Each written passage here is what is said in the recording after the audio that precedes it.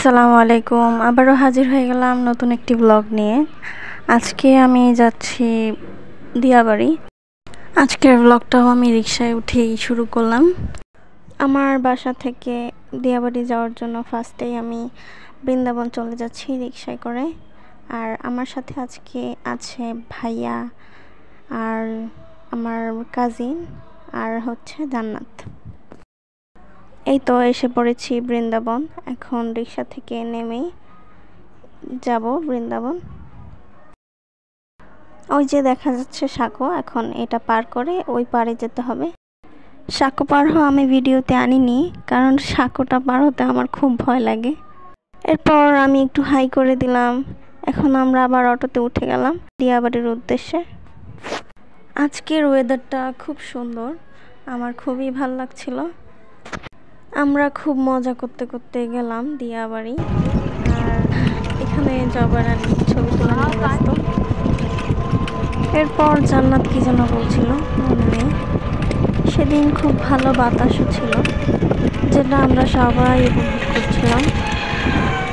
জান্নাত ফার্স্টে বুঝতে পারিনি যে আমি ব্লগ স্টার্ট করেছি। পরে আমাকে জিজ্ঞেস করছে, এটা কি ব্লগ স্টার্ট করছো? আমি বললাম হ্যাঁ, আর সে মুখে হাত দিয়ে এই হাসি। আমরা কেউই জানতাম না আজ দিয়াবাড়ি যাব, তাই তেমনভাবে রেডিও হওয়া হয়নি। জাস্ট এইটা জানতাম যে বৃন্দাবন যাব, বৃন্দাবন থেকে ঘুরে এসে পড়ব।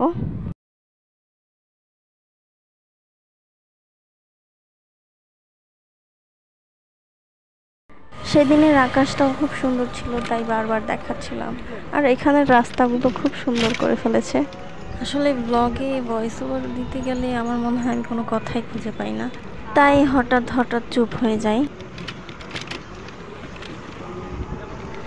তারপর অনেকগুলো আপুকে দেখলাম, তারাও হয়তো ঘুরতে এসেছে। এরপর দেখলাম শান্ত মারিয়াম ইউনিভার্সিটি, আপনাদেরকেও একটু দেখিয়ে দিলাম।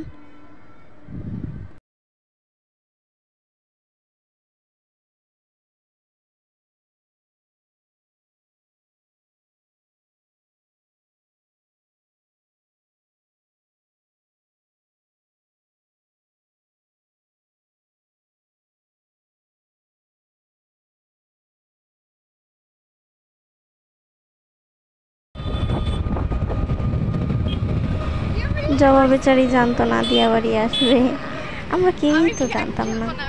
ও খুবই আফসোস করছিল যে রেডি হয়ে আসতে পারলো না। এরপর এই তো এসে পড়লাম আমরা দিয়াবাড়ি। এরপর আমরা অটো থেকে নেমে ভাইয়া ক্রাউনগুলো দামাদামি করছিল।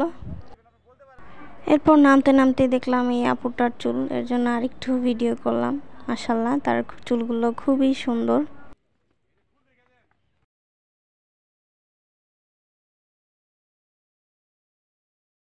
পর একটা ঘোড়া দেখতে পেলাম, জান্নাত তার সাথে পিক তুলতে চাইলো, ভাইয়া তাকে পিক তুলে দিচ্ছিল। আমি বললাম আমার দিকেও একটু তাকা। এরপর আমার দিকেও সে তাকিয়েছিল ছবি তোলার জন্য।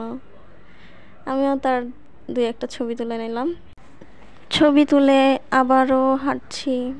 সামনে যেতে যেতেই দেখলাম অনেকগুলো রাইড আছে এখানে, ঘোড়া, নাগরদোলা, নৌকা। আসলে আমার গ্রাম খুবই ভালো লাগে, তাই এরকম সবুজ শ্যামল দেখলেই মনে চায় ভিডিও করি বা ছবি তুলি। এরপর আমরা বোরিং হচ্ছিলাম, তাই ভাইয়া আইসক্রিম কিনে দিল। আমরা আইসক্রিম খাচ্ছি সবাই মিলে। জান্নাত আর জবাকে দেখাচ্ছিলাম, তার এতই লজ্জা পায় যে ভিডিওতে আসতেই চায় না। এরপর দেখলাম একটা গরু, দুইটা গরু আসলে, একটা মা গরু আর একটা বাচ্চা। তারপর একটা কাপলকে দেখতে পেলাম। আমি আইসক্রিম খুবই তাড়াতাড়ি খেতে পারি, আর এই যে দেখছেন আমার পাশের জন, তার এখনও আইসক্রিম খাওয়া হয়নি। এরপর আমরা আবারও হাঁটছি, এক একজন এক এক জায়গায় হাঁটছি। জান্নাতকে বলেছিলাম একটু ভিডিও করে দে, সে কত কিছুই দেখাচ্ছে, তার বাবাকে দেখাচ্ছে, আমাদেরকে দেখাচ্ছে, এবং কি তার পাও দেখিয়ে দিয়েছে। আপনারা যারা নতুন দিয়াবাড়িতে আসবেন, তাদের যদি ফুচকা খেতে হয় তাহলে অবশ্যই বসবেন এই চেয়ারগুলোতে। আর যদি ফুচকা না খেতে চান তাহলে অবশ্যই বসবেন না, কারণ এখানে বসলেই ফুচকা খেতে হবে। সামনেই দুইটা আঙ্কেল আন্টি বসেছিল। আঙ্কেলটা বলছিল কি রে, বসলেই কি ফুচকা খেতে হবে? এরপর বলল যে আচ্ছা যদি খেতেই হয় তাহলে আটানার ফুচকা দিস।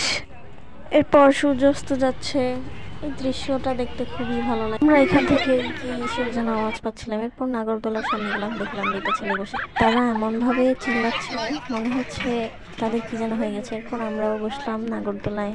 আমি তো নাগরদোলায় উঠলে ভয় পেলে একদম চুপ করে থাকি, আমার কোনো আওয়াজই বের হয় না মুখ থেকে।